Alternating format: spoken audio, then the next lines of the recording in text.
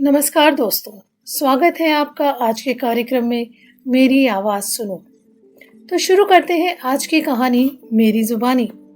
बुद्धि बड़ी या पैसा, शिव सहाय चतुर्वेदी द्वारा लिखित। किसी देश में एक राजा राज करता था। उसके लिए पैसा ही सब कुछ था। वह सोचता था कि पैसे के बल पर दुनिया के सब काम काज चलते हैं। मेरे पास अटूट धन है, इसीलिए मैं इतने बड़े देश पर राज कर रहा हूँ। लोग मेरे सामने हाथ जोड़े खड़े रहते हैं। चाहूं तो अभी रुपयों की सड़क तैयार कर सकता हूँ। आसमान में सिर उठाए खड़े इन पहाड़ों को खुदवा कर फेंकवा सकता हूँ।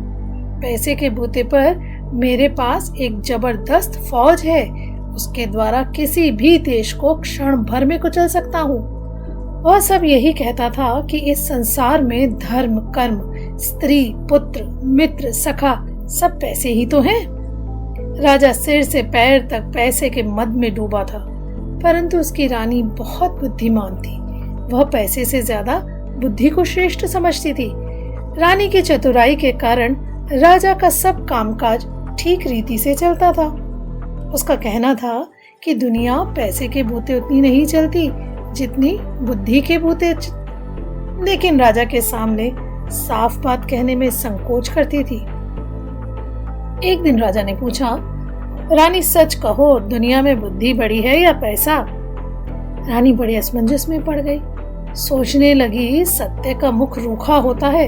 राजा के मन में जो पैसे का मूल्य बसा था उसे वह अच्छी तरह जानती थी। कुछ उत्तर तो देना ही था।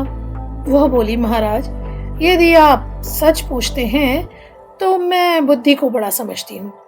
बुद्धि से ही तो पैसा आता है और बुद्धि से ही सारे काम चलते हैं।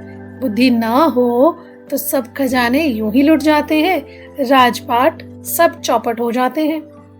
पैसे की इस प्रकार निंदा सुनकर राजा को बहुत गुस्सा आया। बोला, रानी, तुम्हें अपनी बुद्धि का बड़ा घमंड है। मैं देखना चाहता हूँ कि तुम बिना पैसे के बुद्धि के सहारे कैसे काम चलाती हो। ऐसा कहकर उसने रानी को नगर के बाहर एक मकान में रखवा दिया। सेवा के लिए 2-4 नौकर भेज दिए। खर्च के लिए न तो एक पैसा दिया और न किसी तरह का कोई सामान ले जाने के लिए इजाजत दी, और रानी ने जो जेवर पहने थे वो भी उतरवा कर रख लिए। रानी मन ही मन कहने लगी, मैं एक दिन राजा को दिखा दूंगी कि संसार में बुद्धि भी कोई चीज है, पैसा ही सब कुछ नहीं। नए मकान में पहुंचकर रानी ने नौकर द्वारा कुम्हार के आवे से 2 ईंटें मंगवाई और उन्हें सफेद कपड़े में लपेटकर ऊपर से अपने नाम की मोहर लगा दी।